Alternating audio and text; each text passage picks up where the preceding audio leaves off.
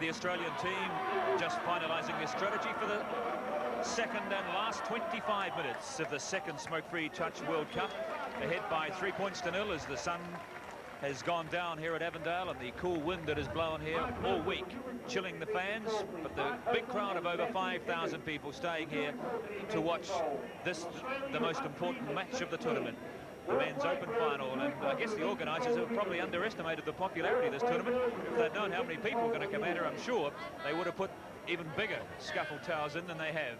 There's Joan Hodson. She won a gold medal and a world title earlier today as a member of the senior women's team in a dramatic play-off, or a drop-off is what they call it here.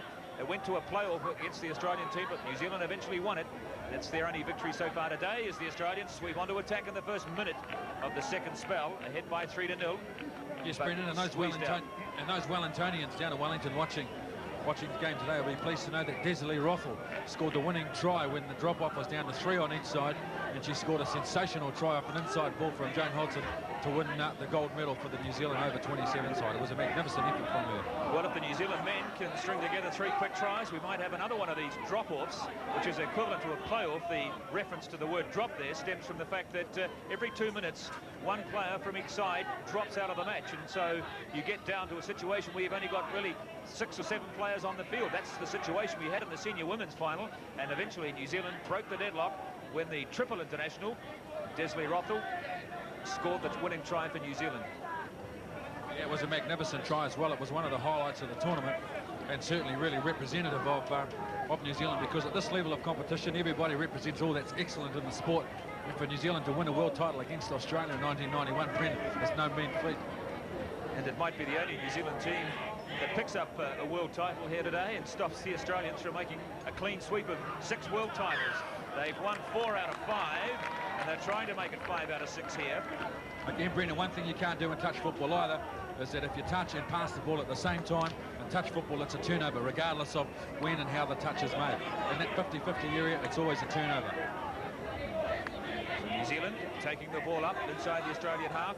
This is a Dion Dean, lays it back for George Rogers. Rogers can't slip through the Australian defence, however. He's touched 10 metres from the try line. George can get to run from dummy half, Brendan, on the last and turn the ball over on the sideline so that the Australians can only go one way.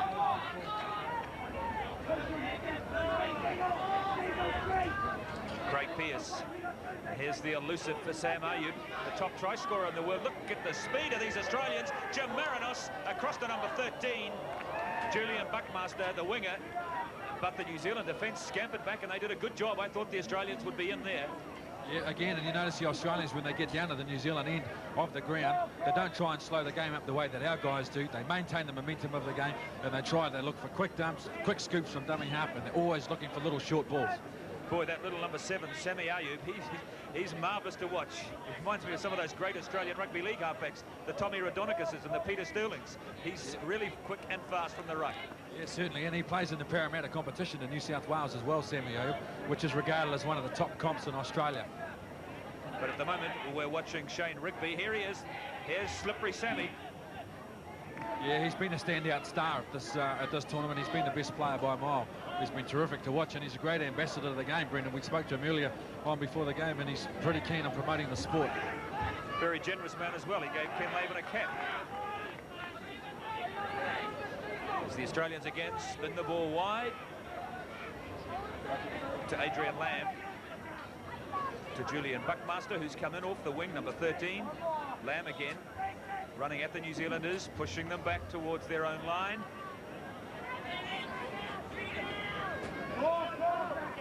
Darren Shelley. You see, the difference now with the Australians playing this style of football, Brendan, at this stage of the game, is because they lead by 3-0, and they've got the benefit of that points cushion, so they can afford to take time. As Adrian Lamb again takes it up, and a little scamper from Craig Pearce across to Jim Marinos, number 9. Adrian Lamb, number 2. Misses out Marinos. Shelley.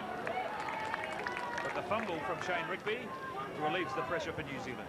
Yeah, New Zealand now, they need a lot of quick play the balls here and there, quick scooping, quick runners, more play like this to really force the pace of the game and get down the other end of the park so they can mount some sort of attack. It was a nice pass from Herawini to Alan Wallace, gave him some room and some space. He made 20 metres. Here's Wallace again. Yeah, he's got terrific skills and great vision, Mackie Herawini. He's been a great contributor to New Zealand touch football over the last couple of years. Richard Barnett couldn't hold on to the ball for New Zealand, and Australia receive another 6.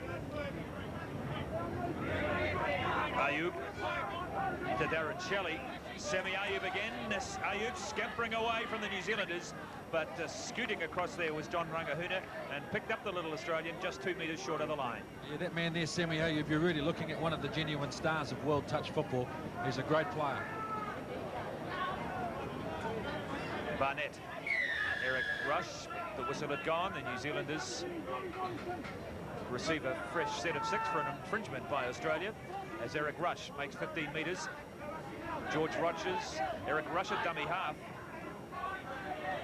George Rogers, who just passed that ball to Eric Rush, he's a key playmaker in the New Zealand fortunes as well, and has been a mainstay in the New Zealand side over the last 3 or 4 years and played in the first World Cup. Nigel Hoffman, and unfortunately Richard Barnett out there couldn't keep his feet on the ground, saw the ball hit the ground, and that means Australia received possession.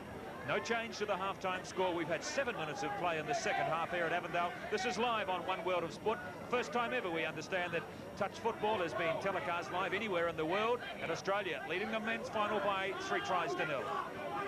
Yeah, it certainly has been a great performance from all of the teams that have competed in the competition, and it's been a great advertisement for touch football, which is a fast-growing sport in New Zealand, Brendan, and it's played everywhere. Yes, I understand there are 70,000 affiliated members to the New Zealand Touch Federation, which makes it about the 4th most popular sport in New Zealand. And that's all in the space of a few years. A game that began on the beaches of Australia in the late 1960s. Again, because it's a game where there's virtually no physical contact other than the touch, and people from all ages and all sizes can play, it's very easy for people to catch on and enjoy the game.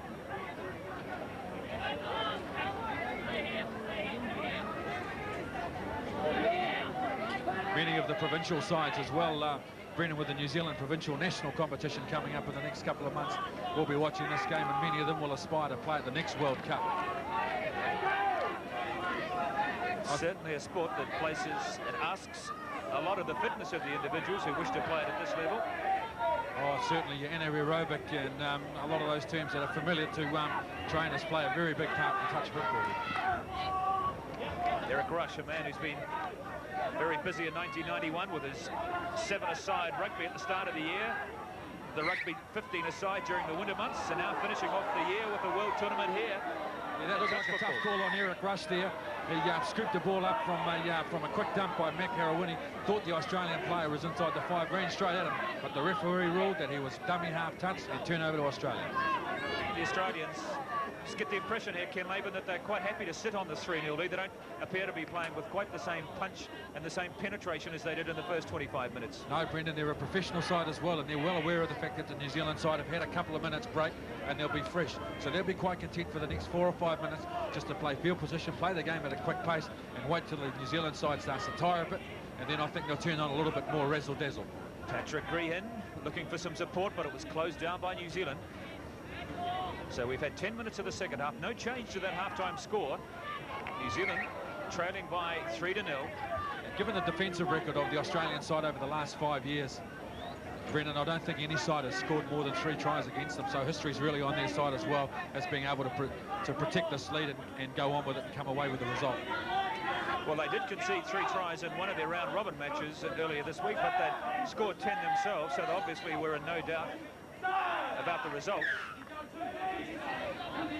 And New Zealand, who managed to extract 1 try from the Australian defence in their 4-1 loss during the week. And now the Australians picking the pace up of the match a little as Scott Notley takes it down to within 20 metres of the New Zealand line. The little pass to Jim Marinus. Look at the speed from this man. And number 14, he couldn't hang on to it. Ray Somerville. That was unusual to see the Australians falling down right at the finish there. That's where they're usually so sharp and so efficient. Yeah, we see Jim Marinos there, one of the real quick players in the Australian side, just trying to pick up the player on the wing, but unfortunately they couldn't control the ball and the opportunity was lost for them to go ahead 4-0. He really threw a very hard, almost bullet-like pass to Somerville. I think it came at him a bit too quick, and he spilled it. So, New Zealand managed to keep the Australians at their half-time score midway through the second spell. Getting very dark here now at Avondale as the black clouds start to sweep in from the nearby Waitakaris. We could be in for a bit of rain shortly. Yeah, and I know the New Zealand side won't be happy with that set of 6 because they only just managed to advance the ball to halfway. They would have been a lot more happy if they had got the ball right down the other end of the field so that the Australian side had to get some hard yards. But here they are in the space of 3 play the balls, and they're 5 metres out from the New Zealand side again. Now they take the ball back 20 metres. Bob Brindle, the Queenslander, one of 3 members of the Australian team who played at the last World Cup, the first World Cup, in fact, 3 years ago on the Gold Coast in Queensland. So there's a solid core of experienced players here. Shane Rigby, another Queenslander, across to number 14, Ray Somerville.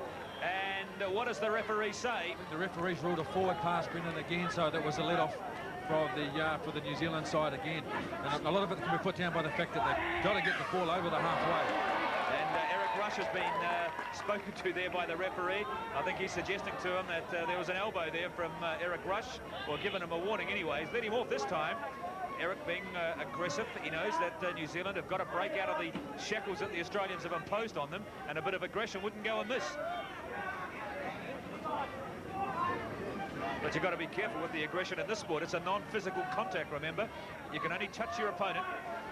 As Peter Walters, the New Zealanders, with their best opportunity in the second half. Yes, that's a good point, though, Brendan, that nevertheless, even though it is a non-contact sport, they can still be aggressive in their attitude, and they can be aggressive with the way that they compete. You know, increase the speed of the play, the ball area, scoop the ball quickly, and maintain the pace of the game at a very quick pace to make it hard for the Australians to attack against them. Adrian Lamb. Rigby. This is Julian Mann, who hasn't really seen much of the action this afternoon. He's come off the bench for a little spell midway through the second spell. We've had 13 minutes of play, so there's only 12 left. Time running out for New Zealand. Well, they've done a good job in keeping the Australians scoreless in the second spell, but what they want to try is what they haven't been able to extract any from the Australian defence yet. Alan Wallace to Dion Dean. Barnett and Dean scooped up quickly there by Richard Barnett, and that was good. Strong running from Richard Barnett.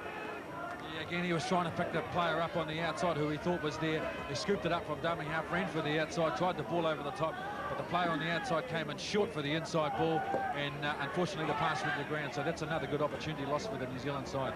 But straight away from the turnover, the Australian side are back on attack, and just the 2 play the balls here, they're over into New Zealand's half already.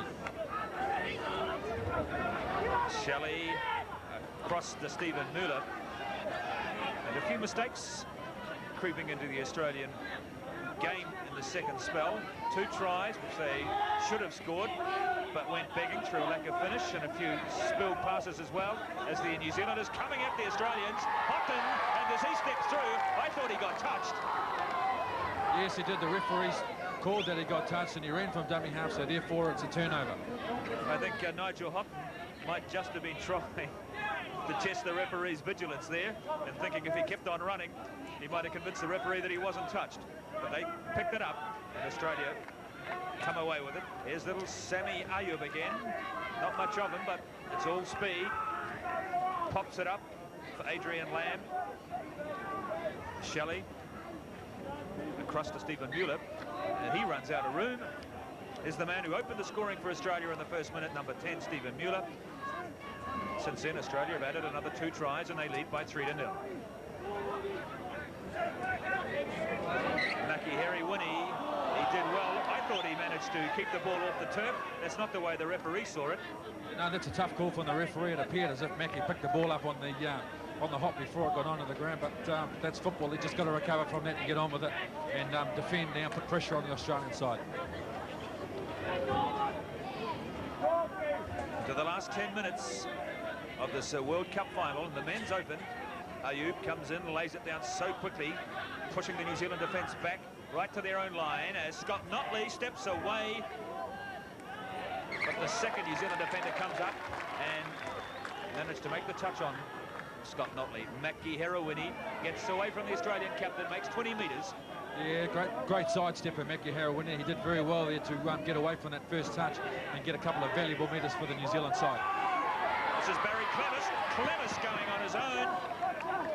But the Australian captain, that ever vigilant Australian captain, Scott Notley, was back there to make the touch on the New Zealander. Yeah, just an indication of the pace of the Australian side. That Barry Clemis, he's regarded as one of the quickest players running around in New Zealand touch football there. And again, the 2 or 3 Australian players were capable of matching him for pace and able to cut down that break of his, which looked like a threatening opportunity for New Zealand. Nigel Houghton slips it back to Rangihuna. Jim Marinos, Eric Rush makes a rather ungainly touch on him, running into him, but he didn't mean to. Play continues. Ayub, Brindle, Ayub again at dummy half. The little dummy from Sam Ayub. Yeah, so far, Brendan, it's been a terrific effort from the New Zealand side in the second half. They've done very well so far to keep the Australians scoreless and really force some pressure themselves on the Australian. They've looked like they could have got a couple of opportunities to get over the line, but they really have increased the pace of the game and put some genuine pressure on the Australian side. Hello!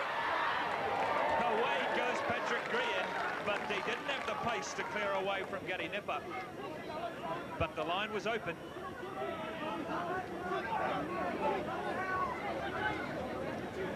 Green again. Bob Brindle, a nicely timed pass as he pops it up there for number 5, Craig Pearce. Things opening up here for the Australians. Brindle, but the New Zealanders have time to regroup. Gary Pearce again.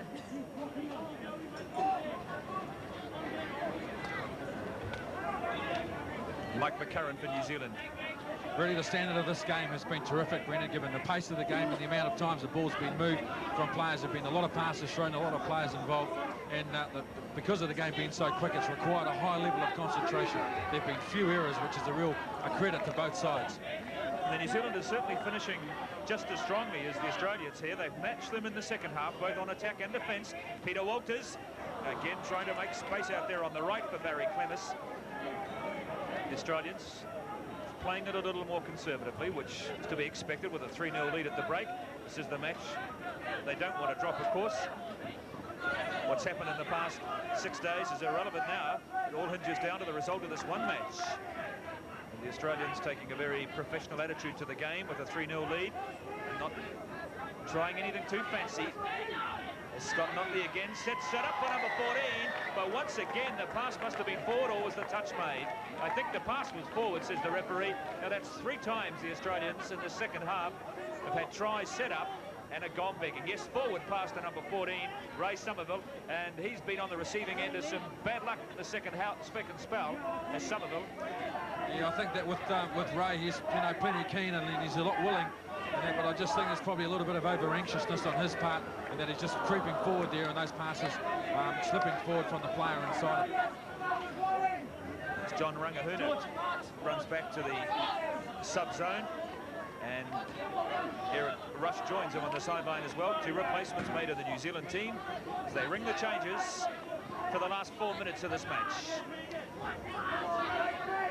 The Australians, I'm sure, very keen to add to their first half tally of 3 as Marinos sprints away as he slips the ball back. He was a dummy half, so he couldn't score. He was looking for Darren Shelley, who was coming back on the angle. But now the New Zealanders have got some space here. Mackie Harawini.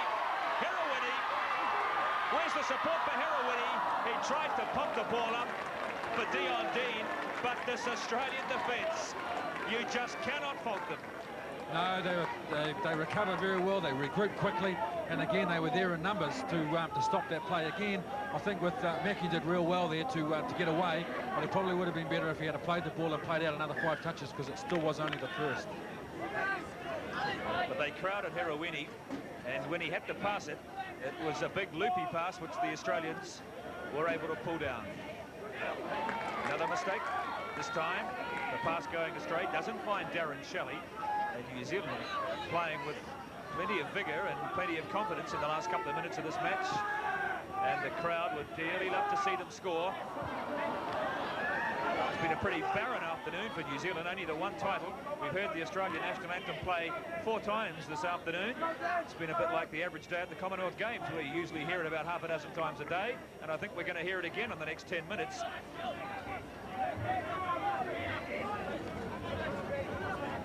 Yeah, and when you consider this New Zealand side, Brendan, only really has Maki Harawini and Eric Rush as established rugby union players, and the majority of the others are touch players. It's really indicative of the depth of talent that exists in New Zealand football, both for rugby union and for rugby league. To see a new sport grow so quickly with so many classy players making up the bulk of the New Zealand sides, it's terrific. So the Australians mounting another attack on the New Zealand line, and there it is. That must be number 4. The pass slipped from Adrian Lamb to Darren Shelley, and the Australians have taken 21 minutes in the second spell, but they make it 4-0. Yeah, we see there Adrian Lamb, a dummy half, the captain of the West Side of Brisbane. Good step off his left foot, and picks up the player there, Darren Shelley, to score a great try for Australia. They go ahead now, 4-0. So the New Zealanders are going to lose this final, but I'm sure the competition that they've had this week will not only have given the sport a timely fillip here, but it will also have honed the skills of many of the top players in New Zealand. And the tremendous publicity, there it is, that's the World Cup that seems certain to be going back across the Tasman. And I'm sure the tremendous publicity and exposure that the sport has had here over the past week should see those numbers grow even more as Nigel Houghton tries to weave his way through the Australian defence. Yeah, again, Nigel was dummy half. He got over the try line. Well, the dummy half can't score in this competition, and you've got to pick up an unmarked player. And again, he got stranded over the line by himself, and he couldn't score. The point for the New Zealand side. But yeah, touch football in this competition has been great for the game. And it'll be interesting to see, in fact, just how rapid the development is with the sport in New Zealand over the next few years. Look at these great ball skills from the Australians, trying to make it 5. 9 countries here this week at the second World Cup of touch, and it seems pretty evident that there'll be at least another 2 or 3. I understand that both Wales and England have indicated they wish to attend the next World Cup in 3 years' time, and also South Africa, who were in fact keen to tour here this time. And I understand that even Nelson Mandela had stepped in and given the South African authorities the seal of approval to come to New Zealand, but it was just felt that it wasn't quite the right time to have the South Africans here yet. But they will probably, and I'm in fact sure will be at the next World Cup, so we could have anything up to 14 or 15 nations. Yeah, it's been great for the sponsors as well that have just introduced themselves to the sport of touch football as well, Brendan, for Smoke Free and for Ryan, who have made a tremendous contribution to the running of this tournament. That can only augur well for the future of the game. There's also a real growth here in junior football and secondary school touch football for the next generation of players coming through. And I think when they play the next World Cup in 1995, we'll really start to see some genuine stars with some class quality playing for New Zealand to fill the place of some of these great players that have really performed well over this last week for New Zealand. The Australians shut out again on the New Zealand line. The score remains at 5-0. But I imagine, Ken, it won't be long before we have a situation where a lot of these players, in fact, will be only playing this sport. This will be their #1 sport. It won't be something that they just do in the summer or after the rugby season's finished. Yes, exactly. And there are 1 or 2 key players in this New Zealand side now that this is their class sport only. So into the last minute of this men's final, New Zealand trailing by 5-0 as Eric Rush running with that tremendous speed that this gifted player has.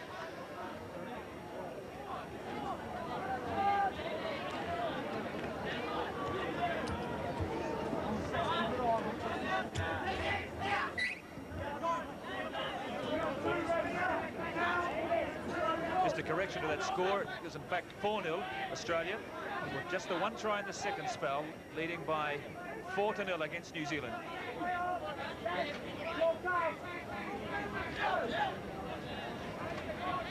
As Patrick Green takes set up to Darren Shelley. Australia looking for 5. Eric Rush scoops up the ball for New Zealand, and they start their fresh 6. Rush at dummy half, Maki Harawini. This is good understanding and good teamwork here from the New Zealanders. Yeah, it's been a magnificent effort from both sides, particularly in the second half by New Zealand, to be able to match it and only concede 1 try to the Australians. Australians instructed New Zealand there with an arm, and so it's a fresh 6 for New Zealand. Now this is a very good opportunity for New Zealand. It's seldom have they received the ball with a fresh set of 6 ahead of them, so close to the Australian line. Yeah, and it's just an indication as well that fatigue is starting to take an effect on the Australian side, that they've made an error so close to their line. But yeah, Brendan, good point, because they've only made it late in the game. This could be the last throw of the dice for New Zealand. We've had 24 minutes of play in the second spell. Peter Walters, and he had the man outside of him. Now number 12 for Australia decided to go for the intercept, knocked it down, but New Zealand do get a fresh set again, another 6. Yeah, the Australian player there, Shane Rigby from Queensland, he did very well to anticipate the pass and come in and knock it off, because he was presented with a 2-on-1 situation, and if that pass had found the New Zealand player on the outside, that would have been their first try. There's Peter Walters, the New Zealand captain, playing with the sun visor, who's had a very good game. He seems to have the ability to be able to find space, and there again, look at the space he's created for Michael McCurran. The Australians waited on the line for him, and there it is. There's the hooter. It's all over here in Avondale. Australia have deservedly beaten New Zealand by 4 goals to 0, 4 tries to 0, 4 touchdowns to 0. They led 3-0 at half-time. An inspired second-half defensive performance by New Zealand restricted Australia to just the 1 try in the second spell. But Australia, the defending champions, have come to New Zealand and retained their crown, unbeaten throughout the week in 10 games, and beating New Zealand in the final by 4-0.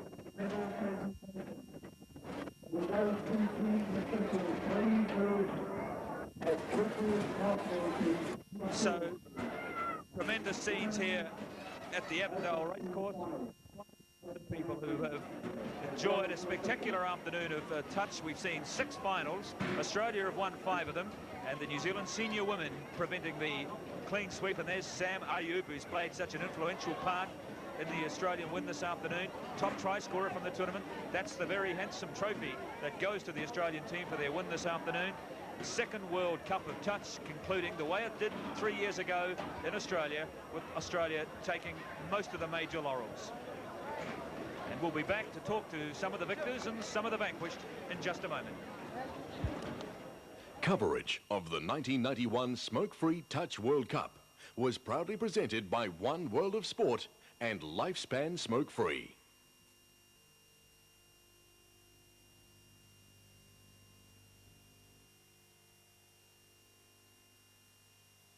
Well, an exciting and very professional performance by the Aussie team. They are truly world champions. They went through the 1988 World Cup without a loss, and they've done it again here in Auckland over the past 4 or 5 days. Well, we're standing by to talk to the winning captain from the Australian team, and we'll also talk to some of the losers from the New Zealand team. But I think we can feel pretty proud of the effort that the New Zealand men in particular put in that second half. It was 3-0 at half-time, and they kept them to a 4-0 scoreline at full-time. We'll take a short break on One World of Sport, then we'll be back talking to some of the personalities in the men's final.